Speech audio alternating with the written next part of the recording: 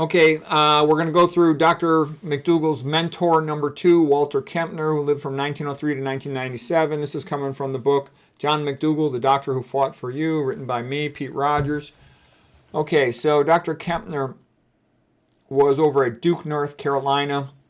Oh, and by the way, I was reading a book about Stephen Hawking, the physicist with ALS, and his work did not impress me. It seems to me that his basic assumptions were wrong. I said to myself, this guy is not a genius. Then I read that while he was in the hospital with ALS, amyotrophic lateral sclerosis, Lou Gehrig's disease, that he seduced 2 nurses. Now that's impressive. He must be a genius. I never even dated a nurse. I asked out a nurse and she told me that my vital signs were too abnormal for consideration. However, even on his best days, Hawking can't hold a candle to Kempner. Walter Kempner is the rock star of the vegan world, likely for all time. Perhaps he might become unseated by Dr. Greger with his 100 dates in 100 days routine. However, he was not only the king of the babes. Dr. Kempner cured more patients than any other doctor of his time, and he was also a multimillionaire. In fact, he was the biggest moneymaker at Duke for many years.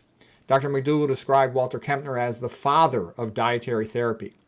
Kempner used to go to the Rice House every day, but he took off 3 months every summer. What a great job. 3 months off the entire summer, and you're still a multimillionaire. He's a smart guy. All right, people from all over the world traveled to Durham to be treated by Dr. Kempner with the rice diet.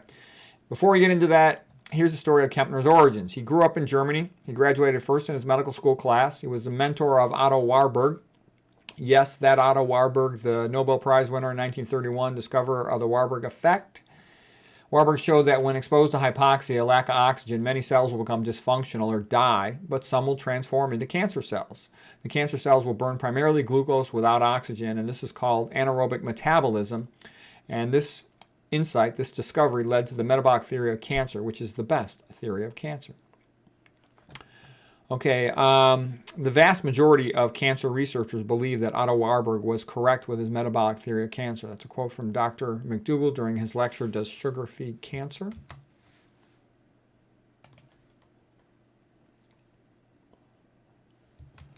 Okay, another student of Otto Warburg was Hans Krebs, the discoverer of the Krebs cycle. He also was the discoverer of the urea cycle.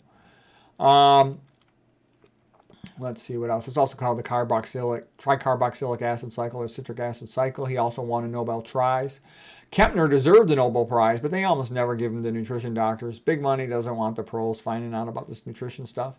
Kempner began the rice service diet back in 1939 at Duke. His 2 main groups of patients were kidney failure patients and hypertensive patients. Many of those patients had what was called malignant hypertension, severe hypertension, and were only expected to live 6 months or less. And Kempner saved many of them. Back in those days, there was no dialysis, and Kempner also saved the lives of a lot of these kidney failure patients that otherwise would have just died. There were doctors like Frank Nealon from, I think he's from Yale or Harvard. He worked with them, and he was amazed at the great outcomes. Frank Nealon had said, it was rather amazing to go from the regular wards in clinic where the patients are never cured of diabetes and hypertension to then see Kempner's clinic where he routinely cures these things. Later on, many patients went for treatment with the rice diet and Dr. Kempner. Fat celebrities flocked to Durham, including Elvis, Shelley Winters, Buddy Hackett, Dom DeLuise, and Lauren Green. Kempner had a lot of experience treating kidney failure. He had done kidney research.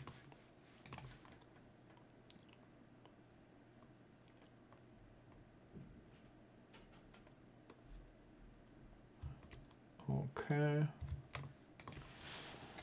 Kempner knew the main job of the kidney was to secrete nitrogen. That's about 75% of its work. Amino acids have nitrogen. There's no nitrogen in carbohydrates or fats, so he gave people a diet very low in protein. The kidneys also excrete acid. Keeping the diet relatively alkaline is a way to decrease the workload further for the kidneys. Back in those days, there was no dialysis. Full-blown kidney failure patients usually just died. Kempner, again, kept many of them alive a long time. He was just serving white rice, Uncle Ben's rice. Also fruits, fruit juice, and table sugar. Kempner did add a multivitamin. Kempner carefully rinsed off the rice and did what he could to minimize the dietary sodium. Now, why, oh why, would he give sugar? Sugar has no nitrogen. That's why. It's safe for kidney patients, okay? And that was especially for patients who were having, a hard time maintaining their weight. Kempner knew that dietary fat causes insulin resistance, so he wanted to minimize dietary fat. He did not allow high-fat foods like avocados or nuts. Here's some of the publications by Kempner about these things.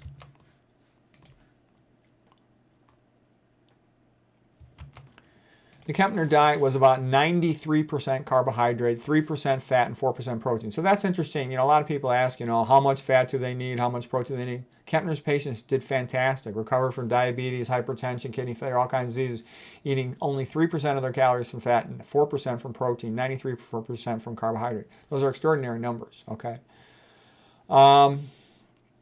That's a very low-fat diet. I put the page number in here from Newborg's book. Newborg is the lady doctor who worked with him, and she wrote a biography of him. So on page 120, that is discussed.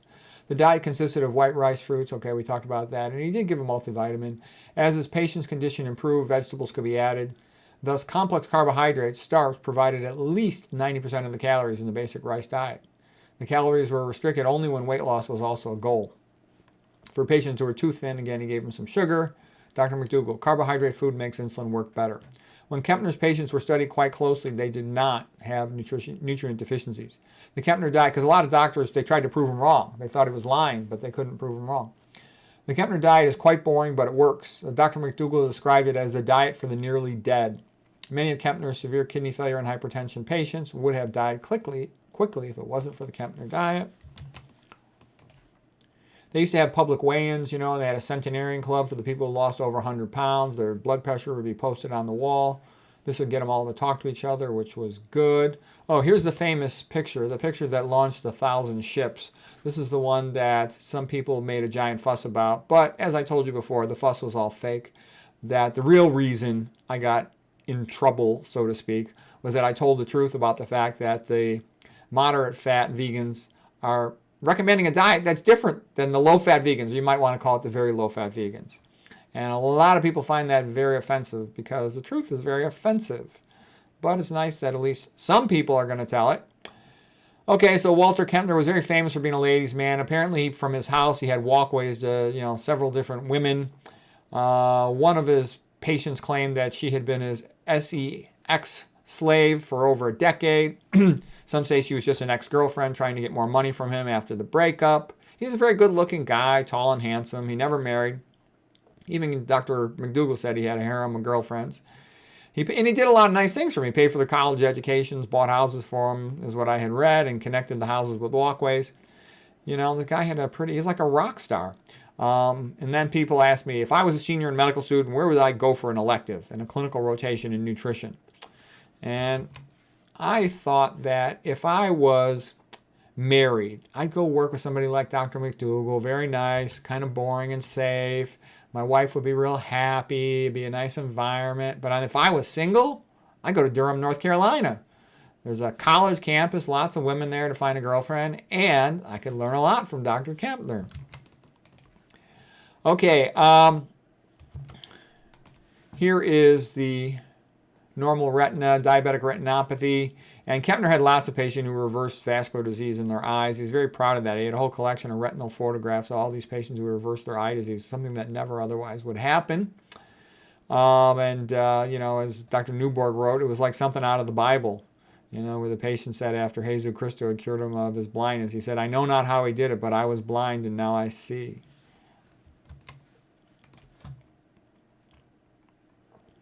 And he has tons of chest x-rays. There were a couple of case reports published in the last couple of years by Dr. Osfeld, the cardiologist out of Montefiore in New York, who had these two really nice case reports of patients reversing congestive heart failure and their ejection fractions coming back up when they ate a plant-based diet.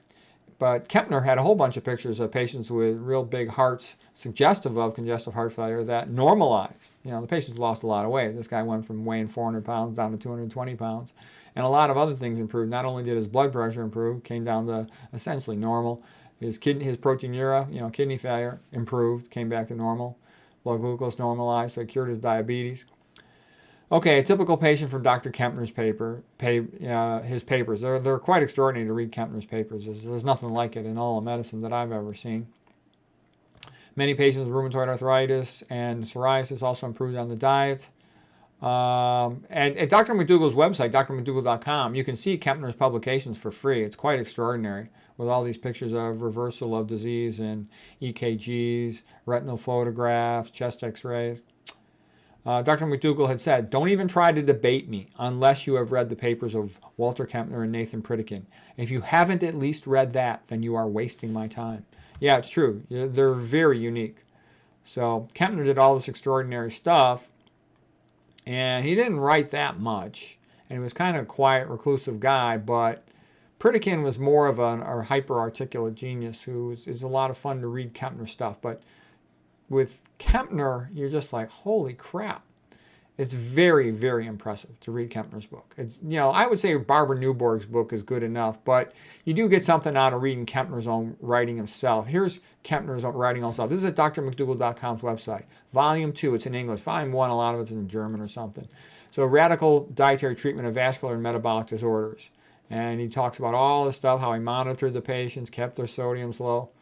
Like I said, it's extraordinary. There's nothing like it in all of medicine. If you're serious about medicine and nutrition, it's well worth your time. Here's the biography by Barbara Newborg. It's very good. Let's see, what else? Dr. McDougall has a newsletter about Walter Kempner, December 2013 newsletter. December 2014, he has another one about arsenic and rice. And that was discussed in Consumer Reports, November 2012, and again in 2014. And rice grown, in some of the areas where they used to have cotton would have arsenic sprayed on it. They used to spray that to get rid of the insects and the boll weevils on the cotton crops, and it was a textile product, so they could spray more than a food crop. There's less arsenic in white rice than in brown rice because the outer coating sort of removed off. Animal foods are often worse. Most of the arsenic in the USA diet comes from seafood, for example. Rice is the most common grain for human nutrition. Provides about 1/5 of the calories of the people of the entire world. There's, again, Dr. McDougall newsletter, January 2012, this one on the rice. It said, and he said there was no significant benefit to eating brown rice. White rice, you lower your arsenic risk. It stores longer. This lady, Jean Renfro Anspaugh, wrote a book called Fat Like Us, all about her being a patient of Dr. Kempner. It's a very funny book. She's got a really good sense of humor. And there's a lot of funny lingo. Kempner, she said, was the Wizard of Oz. Going to Durham was like going to Emerald City. Kempner was also called the Prophet. Durham, the Promised Land. The fat person wears a scarlet letter F for fat everywhere they go.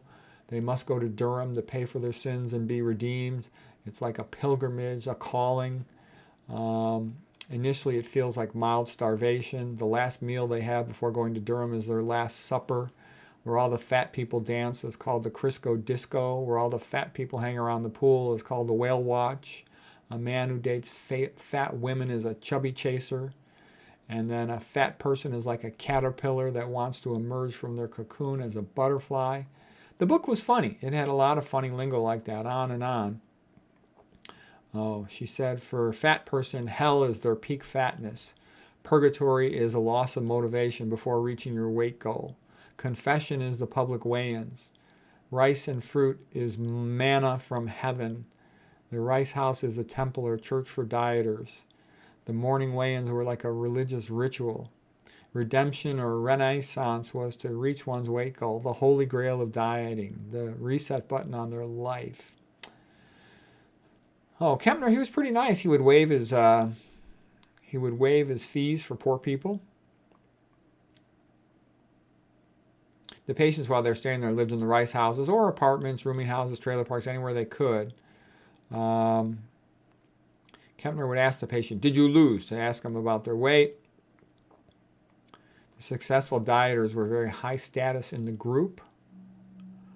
Okay, he felt that by getting sodium down really low, that there would be a threshold that he would, turn the corner, and that's where patients would get a big benefit in hypertension, because small changes, in the mid-range of dietary salt intakes, like let's say from, going from 5,000 to 4,000, that's not as big a deal as going, let's say, from 1,000 down to 200.